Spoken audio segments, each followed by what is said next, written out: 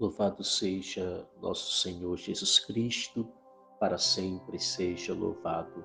São José, rogai por nós. Santo Irineu, rogai por nós. Meu irmão, minha irmã, paroquiano, paroquiana, hoje, quarta-feira, 28 de junho, celebramos a memória de Santo Irineu.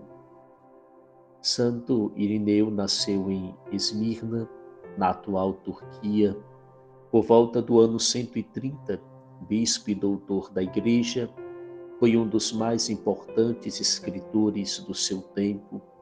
Empenhou-se pelo anúncio do Evangelho na Gália e lutou contra as heresias, promovendo a união entre as igrejas. Discípulo de São Policarpo, que conviveu com o apóstolo São João, é considerado, por isso, o último homem apostólico. Sofreu martírio no ano de 202. Seu testemunho nos encoraje a promover a paz entre os irmãos e irmãs. Seguindo a nossa reflexão sobre a oração, continuamos o trecho de São João Maria Vianney a respeito da vida de oração. Os santos estavam de tal maneira convencidos da eficácia da oração que, não satisfeitos em dedicar-se a ela durante o dia, dedicavam a tal exercício noites inteiras. Portanto, por que sentimos tanta repugnância por uma prática tão doce e consoladora? É porque a fazemos mal e nunca sentimos as delícias que nela experimentavam os santos. Com efeito, a oração bem feita é óleo balsâmico que se estende por toda a alma e parece fazer-nos sentir já a felicidade de que gozam os bem-aventurados no céu.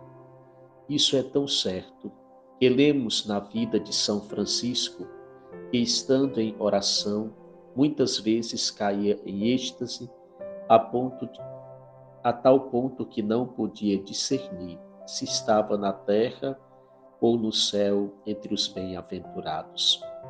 Tão abrasado estava pelo fogo divino que a oração queimava o seu coração, chegando até a comunicar-lhe calor sensível. Um dia, enquanto se achava na igreja, sentiu uma chama de amor tão violenta que chegou a exclamar em alta voz: Deus meu, não posso mais. Porém vós pensareis, isto ocorrerá, isto ocorrerá com os que sabem rezar bem e proferir belas palavras. Não, não são as longas e belas orações o que Deus olha, mas aquelas que saem do fundo do coração, com grande reverência e desejo de agradá-lo. Sobre isso, vede um belo exemplo.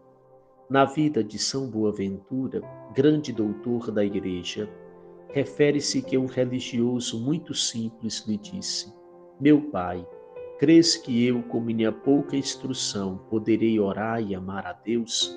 São Boaventura replicou: Ah, amigo meu, precisamente os simples e humildes são os que mais agradam a Deus, aqueles a quem Ele ama com maior ternura. Aquele religioso, admirado com o que acabara de saber, foi para a porta do mosteiro e dizia a quantos ali passavam: Vinde, amigos meus, tenho que dar-vos uma boa notícia. O doutor Boaventura me disse que nós, ainda que ignorantes, podemos amar a Deus tanto quanto os sábios. Que felicidade para nós poder amar e agradar a Deus, mesmo sendo ignorantes. Vede, pois, como é coisa fácil e consoladora rezar diante do Senhor. A oração é a união do que há de mais vil com o que há de maior, mais poderoso e mais perfeito em todas as ordens que podemos imaginar. Dizei-me necessitamos de algo para penetrarmos da excelência e da necessidade da oração?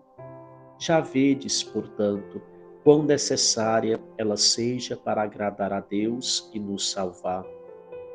Quais são as vantagens que obtemos com a oração para que rezemos com frequência? Ei-las, a oração torna nossa cruz menos onerosa, adoça nossas tristezas e nos torna menos apegados à vida.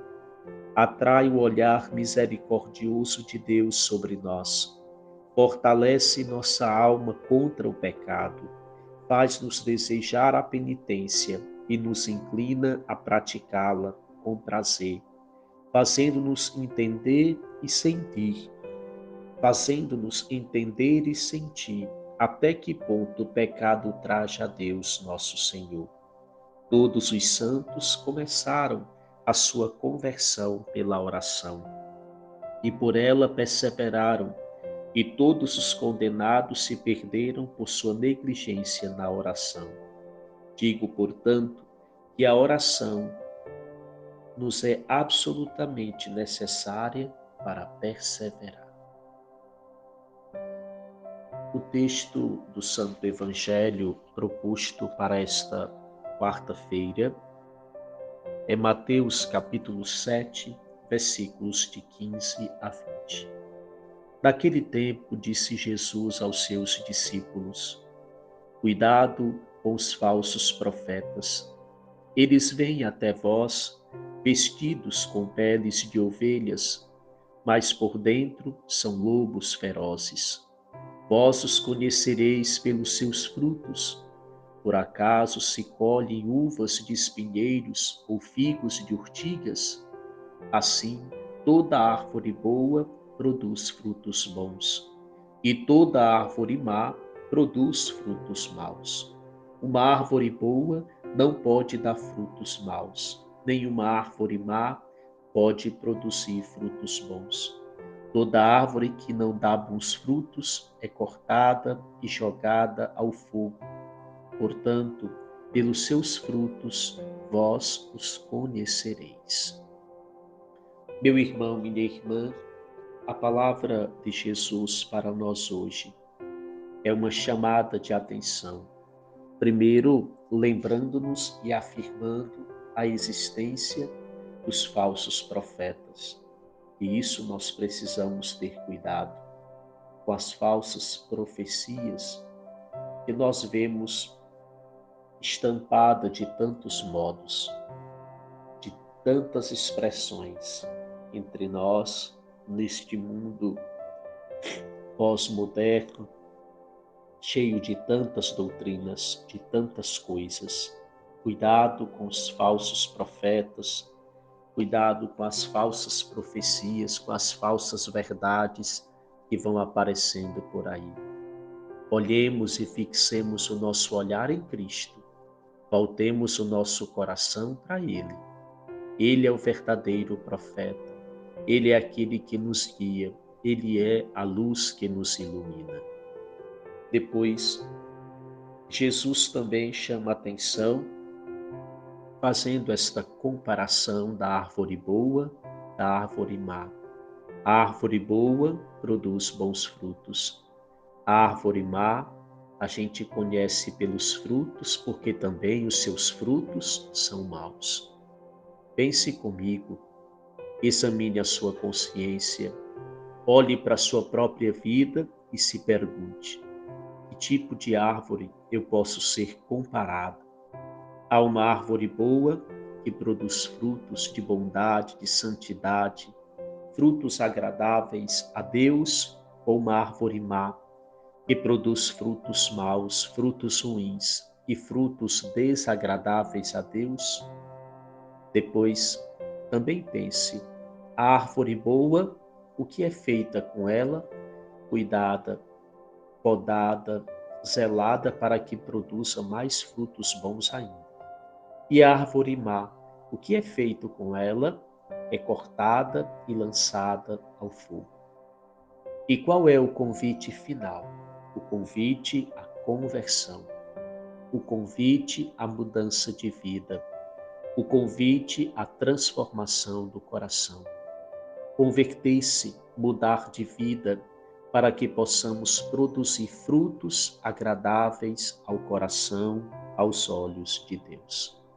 Meu irmão, minha irmã, uma abençoada quarta-feira, que este dia seja de muitas graças e bênçãos para todos nós. Temos adoração o dia todo na Igreja Matriz, das 7 às 18 horas, a Santa Eucaristia. Que Deus abençoe a todos nós.